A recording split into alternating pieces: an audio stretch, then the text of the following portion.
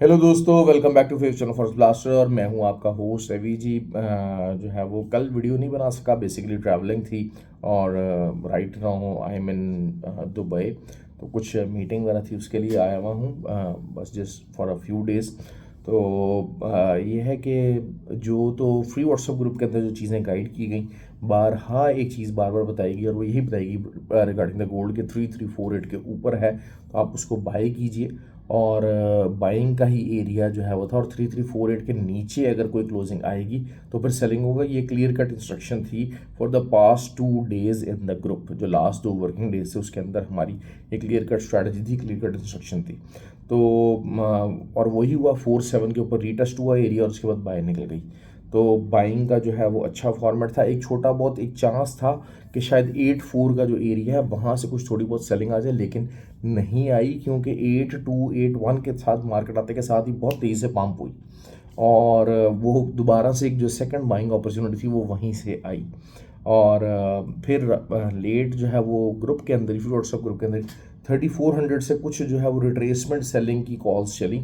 और वो कुछ थोड़ा बहुत जो है वही एक सेलिंग थी, रिट्रेसमेंट सेलिंग थी, और अगेंस्ट जो ट्रेंड सेलिंग थी। तो उसमें ये होता है कि 70-80 पिप्स निकल आए, तो that is something more than enough. और यही रहा, अच्छा सिल्वर का भी जो है वो यही रहा कि पूरी तरह से बाइंग मैकेनिज्म रहा। फंडामेंटली इसकी रीज़न क्या थी वो डिस्कस कर लेते हैं कि जी इसके पीछे क्या मामला थे। आपको तो मैं फंडामेंटल्स के ऊपर बहुत ज़्यादा तवज्जो देता हूँ, और फंडामेंटल्स को बहुत ज़्यादा इंपॉर्टेंस दी जाती है हमारे फ्री व्हाट्सएप ग्रुप के अंदर। फ्री व्हाट्सएप ग्रुप बता दें टोटली फ्री है, 100% फ्री है, हर कोई ज्वाइन इन कर सकता है। ऑक्टाफेक्स और एक्सनेक्स का IB लिंक वीडियो के डिस्क्रिप्शन में मौजूद है, व्हाट्सएप नंबर भी नीचे मौजूद है, so you can be the part of the group.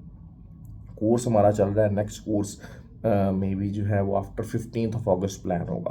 तो those who want to join in, तो 15 अगस्त का जहन में रखे, उससे पहले तो कुछ सिलसिला नहीं है।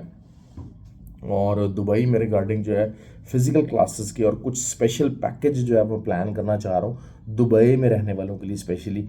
और आई एम श्योर कि ताकि वो उससे बहुत ज़्यादा फ़ायदा उठा सके, और एक बहुत ज़्यादा एक स्पॉन्सर्ड किस्म की जो एक्टिविटी वो कुछ प्लान कर रहा हूँ आने वाले महीनों के अंदर, ताकि डायरेक्ट जो लोग इस मार्केट के अंदर आना चाहते हैं उनको डायरेक्ट कुछ ना कुछ फ़ायदा हो सके। और it should obviously be out of the pocket of the broker, not for the pocket of the clients। ये हमेशा से मेरा मोटो है कि सिखाया जाए, लेकिन ये भी बात है कि कम से कम जो है ना वो कॉस्ट बेयरिंग की जाए, जो आपका जो एंड यूज़र है उसके ऊपर कम से कम कॉस्ट डाली जाए। तो let's see how the things will go. बाकी ये है कि देखें, पाउल का जाना तय हो गया, पाल का जाना तय हो गया। दूसरा, आज पूरी तरह से मार्केट के अंदर यही था कि जी अच्छा जी, हम अगर इंटरेस्ट रेट कम करते हैं तो इंटरेस्ट रेट कम किए जाने के फ़वाइद बताना शुरू हो गए, ऑल दो कि it will be a devastating move. US economy के लिए एक इंतहाई इंतहाई बुरी खबर होगी। असल चीज़ यही होगा कि एंड यूज़र को इन्फ्लेशन बहुत महंगी पड़ने वाली है अगर पॉल की स्ट्रेटजी के मुताबिक जो है चले बगैर।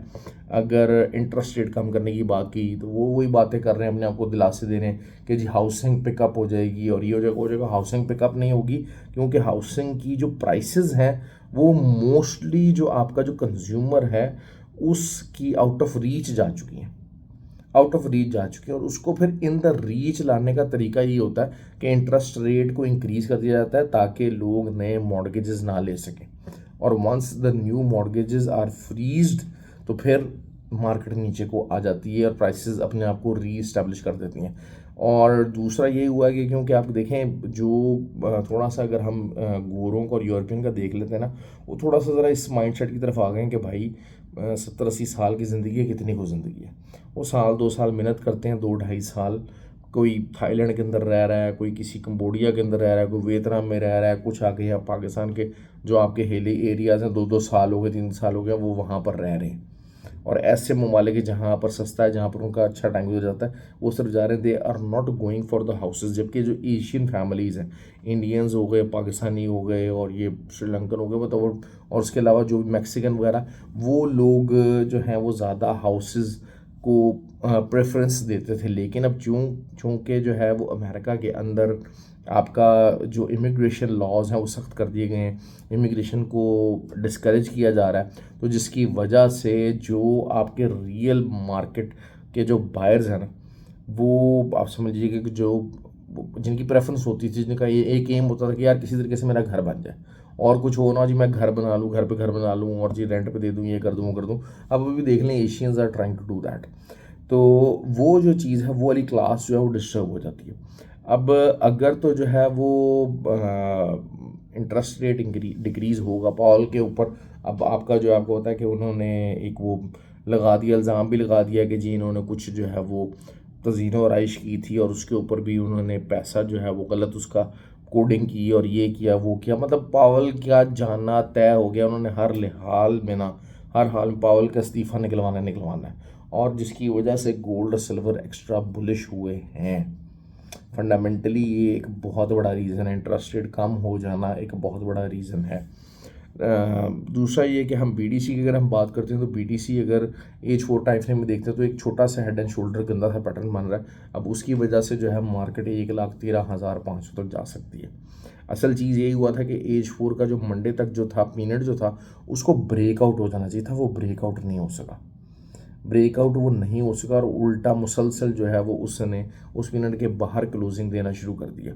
1,16,17,000 के नीचे अगर H4 की क्लोजिंग आ जाती है तो दैट विल बी समथिंग कि आप समझिए कि 1,13,000 तक मार्केट जा रही है, और 18,700-800 का आप एसएल देंगे और इसको वहाँ तक जाने की हम जो है वो चीज़ इसको देख लेंगे। बाइंग और सेलिंग आज तो रेंज के अंदर रही, तो बचत रही, कोई आप जिसे कह सकते हैं कि मैसिव लॉसेस किसी को नहीं हुए, हर कोई प्रॉफिट बना के निकल गया, क्योंकि साइडवेज मार्केट चाहे बाय वाला था उसको मौका मिला, चाहे सेल वाला था उसको मौका मिला। लेकिन अब चूंकि ये सेलिंग की तरफ जो ये चैनल टूटने का चांस हो गया, तो जैसे आपको सेलिंग में बैठना पड़ेगा, और क्लोजिंग जो 1,17,000 से नीचे बहुत इंपॉर्टेंट होने वाली है। ये चीज़ हो गई। दूसरा, गोल्ड बुलिश ही है। अगर जो है वो 3,382 को सपोर्ट बनाता है, 8,284 को सपोर्ट बनाता है, आप बाय कीजिएगा। 3,425 3,435 तक जो है वो, और फिर बाद में न्यू ऑल टाइम हाई की तरफ मार्केट जाती नज़र आ रही है। सिल्वर का भी जो है वो यही है कि सिल्वर जो है वो आपका 0.68 तक अगर आपको मिलता है तो आप नीचे का एसएल देकर आप बाय कीजिएगा, अच्छा आपको प्रॉफिट मिल जाएगा। ऑयल का मैंने आपको बताया था सेलिंग कीजिएगा, और ऑयल का ग्रुप के अंदर भी बारहा एक चीज़ बताइए कि सेल कीजिएगा। ऑयल का जो अगला टीपी है वो 64.25 तक का हमारा टीपी मौजूद है और फिर नीचे भी मार्केट जा सकती है। ऑल दो कि जो है वो जो रशियन ऑयल है उसके ऊपर पाबंदी लगाई गई। मैंने अपना जो वीकली वीडियो था उसके अंदर बड़ा डिटेल बताया गया था कि पाबंदी कैसे लगाई गई, किन किन कंपनीज उस पाबंदी के नरगे में आ सकती है, बड़ी डिटेल के साथ मैंने वीडियो बनाई थी। तो लेकिन ये कि उसके बावजूद चूँकि इकोनॉमिक एक्टिविटी इतनी स्लो है और डिमांड नहीं है, जिसकी वजह से जो है वो ऑयल अंडर प्रेशर ही रहेगा। ठीक हो गया जी। नैस्डैक और US 30 जी, यूएस अगर सही बात है, अगर इंटरेस्ट रेट कम होता है तो US 30 के लिए मैंने आपको 12 एक बात बताई थी कि ऑल टाइम हाई की तरफ जा सकता है। नैस्डैक तो ऑलरेडी ऑल टाइम हाई को टच किया है, और उसके बाद वो बुलिश ही मूवमेंट है, उसमें कोई रिट्रेसमेंट नहीं है, लेकिन थोड़ी बहुत रिट्रेसमेंट भी आती है तो इट्स अ बाइंग अपॉर्चुनिटी। और let's see how the things go. लेकिन अभी तक वही बात है कि ट्रंप हर मामले में जीतते नज़र आ रहे हैं, चाहे वो पावल से मुकाबला था, चाहे बहुत सारे जो मुल्कों से रिगार्डिंग द आपका जो था जो है वो ये जो मामला था इसका ट्रेड वॉर्स का। असल जो चीज़ ये है कि सबसे ज़्यादा इस टाइम पे ट्रंप ने प्रेशर डाला हुआ इंडिया के ऊपर, और इंडिया को जो है वो बेसिकली प्रेशर में डालने का मकसद सिर्फ और सिर्फ एक है, और वो यही है ब्रिक्स की नाकामी। क्योंकि आप देखें पहले उन्होंने ब्राज़ील के साथ क्या किया। ब्राज़ील का जो एक वो जो पुराना सदर था वो, क्योंकि देर ट्रंप के अमेरिकन थे और वो जेल के अंदर थे अपने जो है मामलात की वजह से, करप्शन के इल्ज़ामात की वजह से। तो ट्रंप ने कहा कि जी उनको थोड़ा बहुत रिलीफ दिया जाए, ये दिया जाए वो दिया जाए, क्योंकि Brazil is also a big part of the BRICS. तो उन्होंने ब्राज़ील को रगड़ा लगाया, ब्राज़ील के जितने लोग तारकीन वतन ये वो सारे, उनके साथ बहुत बुरा सलूक किया, उनको बहुत ज़्यादा बैशिंग की। साउथ अफ्रीका के साथ करने की कोशिश की, साउथ अफ्रीका ने तो पूरी तरह से जिसे कहते हैं ना कि उनको का ऐसी की तैसी तुम्हारी। ठीक है, अब मसला ये है, बाकी पीछे बच जाते हैं रशिया और चाइना को वैसे ही वो कुछ नहीं कर सकते, उन्होंने उनका क्या कर लेना है। तो अब बीच में फंस गया आके इंडिया। अब इंडिया जो है वो, चूंकि इंडिया अब की पोजीशन ये है कि इंडिया अमेरिका से भी चाहता है कि अच्छे ताल्लुकात रहें, लेकिन ब्रिक्स को भी रनिंग करना चाहता है। अब India is a big economy actually. Economy wise और जो मार्केट वाइज देखा जाए तो एक बहुत बड़ी जो है वो एक है 5th बिगेस्ट लार्जेस्ट इकॉनमी है, क्योंकि आबादी बहुत ज़्यादा है। और अभी तो शायद जो 100% लोग हैं उनको पूरी तरह से फैसिलिटीज़ नहीं है।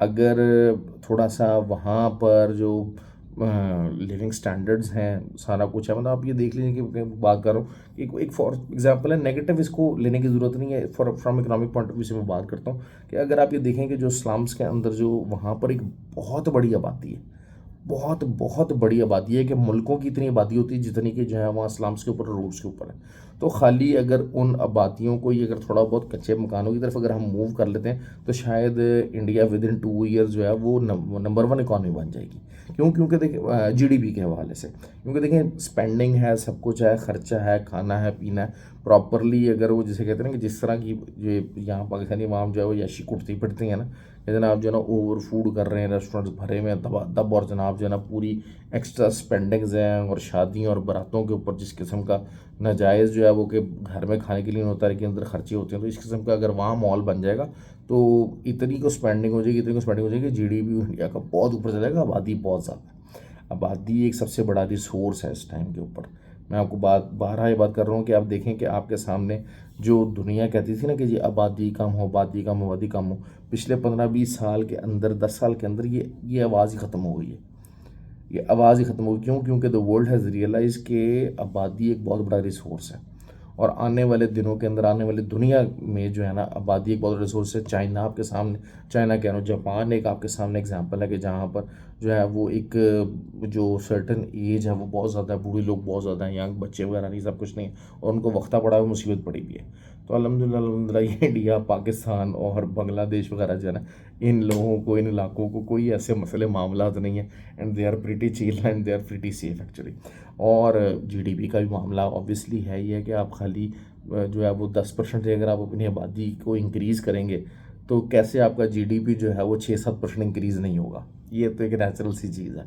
तो खैर बहरहाल जो है ना ये तो हैं, लेकिन ये हकीकत बातें हैं, ये हकीकत बातें हैं। तो बहरहाल ब्रिक्स के हवाले से जो है ना वो अमेरिका, इंडिया जो है वो काफ़ी अंडर प्रेशर है यूएस की तरफ से। यूएस उनको स्पेस देने की नहीं कर रहा, एकदम से आप देखें ना बहुत ज़्यादा एंटी स्टांस हो गया कि बिल्कुल मतलब वही इंडिया है, वही जो हैं वो सारे वहीं पर हैं उनका, और ऐसे उनके साथ जो है ना उनके ख़िलाफ़ बयान दिए जा रहे हैं, उनको ऐसा एंटी और डिप्रेसर मारे जा रहे हैं। उसकी वजह बैक ऑफ द माइंड सिर्फ ये ब्रिक्स है और कुछ भी नहीं है। तो फाइनेंशियली एक चीज़ जो है वो है, बाकी ये कि जो है वो जिस दिन ये आपके सामने हो सकता है कि बल्कि शायद इस हफ्ते के अंदर अंदर ही आप शायद ये ख़बर सुन लें कि जो है वो पावल भैया ने इस्तीफ़ा दे दिया, और पावल ने अगर इस्तीफ़ा दे दिया तो आपका गोल्ड जो है वो न्यू ऑल टाइम हाई $3500-3600 तक बड़े आराम से चला जाएगा। सिल्वर आपका 42-43 भी क्रॉस कर जाएगा। ख्याल रखें अपना, और वीडियो को लाइक और शेयर ज़रूर किया कीजिए। Thank you very much.